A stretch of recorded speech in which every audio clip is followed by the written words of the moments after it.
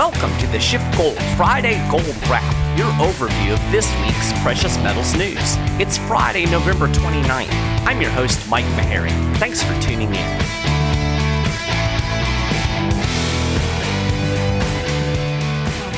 Well, I hope everybody had a fantastic Thanksgiving holiday.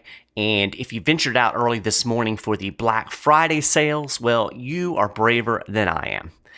Honestly, I've never felt like there was any deal that warranted going shopping at 5 a.m. But that just goes to show the value that I place on sleep. Anyway, if you did go out today, thank you for supporting the bubble economy with your consumer spending. Just a quick housekeeping note. I again apologize for the echoey sound quality in the podcast. My office is virtually empty now. I'm actually moving on Monday, so I'm hoping that next week I will be in my new office space that should be much better for sound. So bear with me one more week. Hopefully we'll have good sound in the upcoming episode. So anyway, gold drifted slightly lower early in the week, but it reversed course and started moving a little bit higher yesterday. On Wednesday, Trump signed a bill into law that requires the State Department to clarify at least annually that Hong Kong retains enough autonomy to justify favorable U.S. trading terms. So this could put a monkey wrench in the trade agreement. Of course, in a couple of days, somebody's going to say something that's kind of optimistic and around the bush will go again.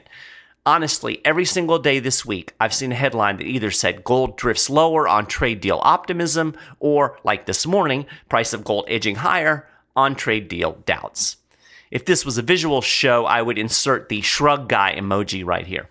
I'm honestly about quit paying attention to the trade deal business. When there's a deal, we can analyze it. Until then, it's all speculative nonsense. So today, gold seems to be edging up. As I record, we are at about $14.57 per ounce. Silver is at $17.03. Volumes are low, which you kind of expect with the Thanksgiving holiday.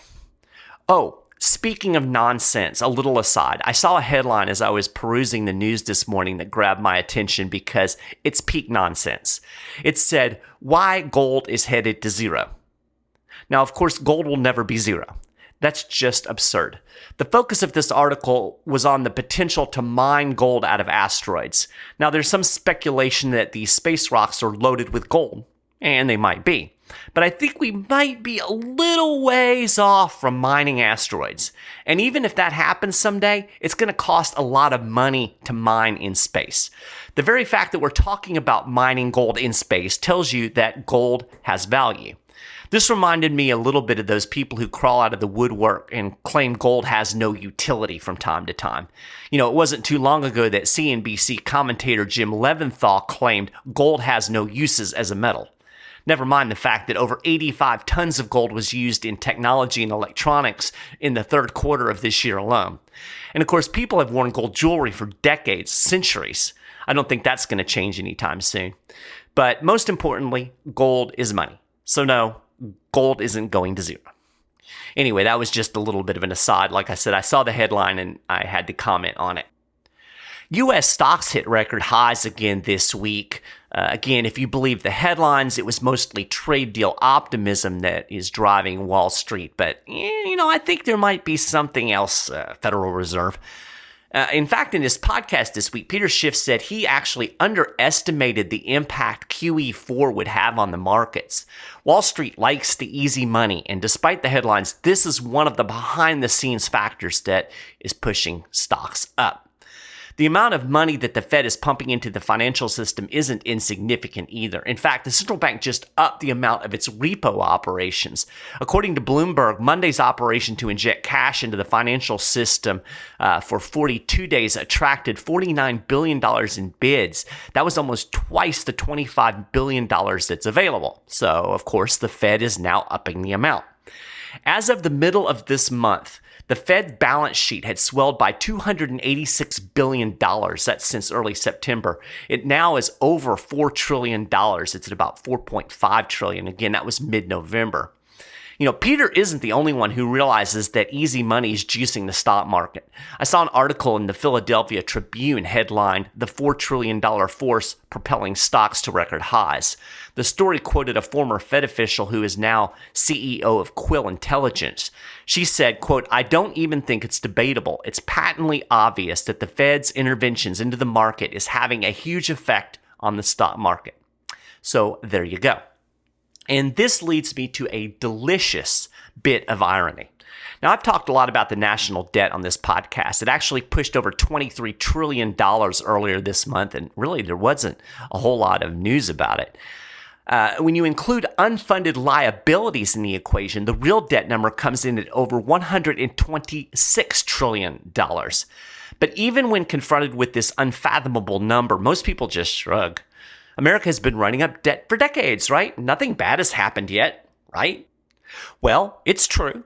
The massive national debt isn't a problem until it is.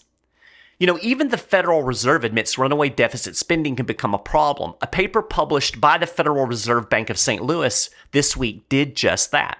Now, you and I both know that central banks are a big part of the problem, right? They make massive deficit spending possible. So, in a nutshell, in its own paper, the Fed admitted that its own policy could lead to, quote, economic ruin. I told you, delicious irony. The paper, titled "Making Sense of National Debt," explains the pros and cons of national borrowing in typical Keynesian fashion. In a nutshell, a little debt is a good thing, but too much debt can become an issue. But in the process of explaining national debt, the paper stumbles into an ugly truth. Central bank money printing can destroy a country's economy. You don't say. So, when does the national debt actually become a problem? According to the paper, debt only becomes an issue when it outpaces GDP. That's national income, as they call it. If debt grows faster than GDP, eventually the debt will become unsustainable. By the way, according to the GAO, we're already at unsustainable. So, basic economics here, rising levels of debt elevate the risk of default. When that happens, investors become wary of buying riskier government bonds. In order to incentivize buyers to take on the risk, interest rates must naturally rise. Central banks first intervene in the process by holding interest rates artificially low. This shields the overspending government from higher borrowing costs. Low interest rates also artificially stimulates the economy. That's another part of the equation.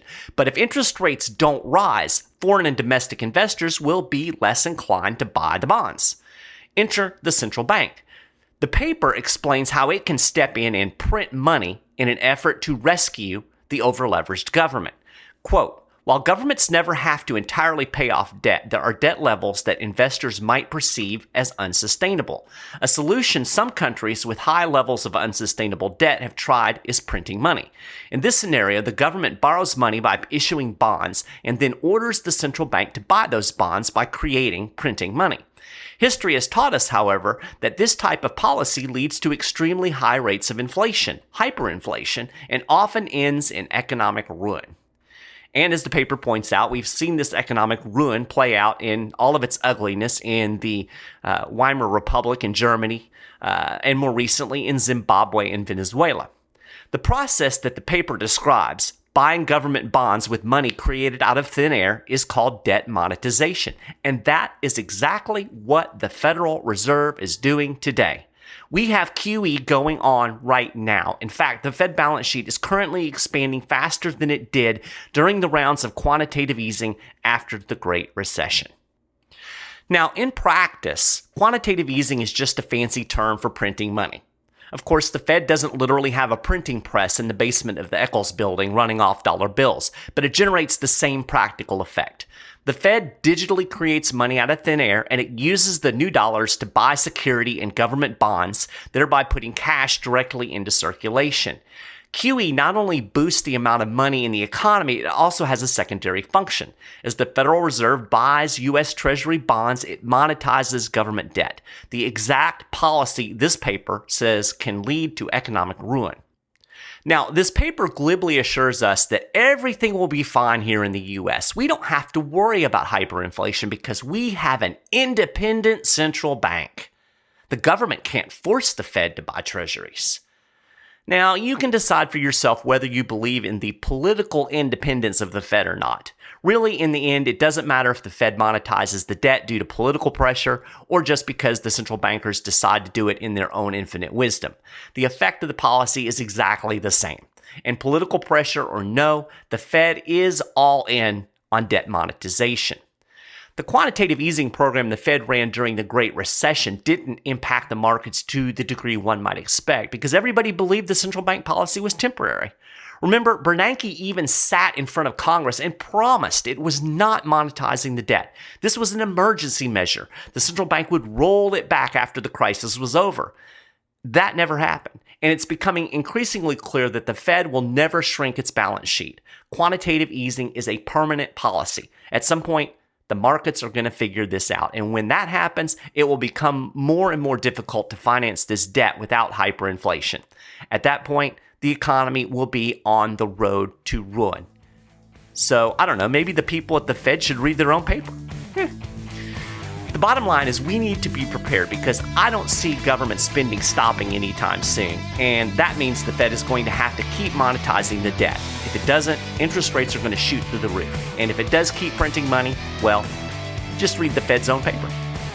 If you want to learn more about how gold can help shield you from the effects of this central bank malfeasance, talk to a SchiffGold precious metal specialist today.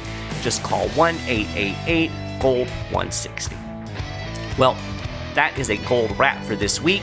You can get more details on all of these stories and more, and keep up with the latest precious metals news and analysis throughout the week at SchiffGold.com/news. And if you haven't done it already, make sure you subscribe to the Friday Gold Wrap over at iTunes or on the SchiffGold YouTube channel. You'll find links to all that stuff on the show notes page.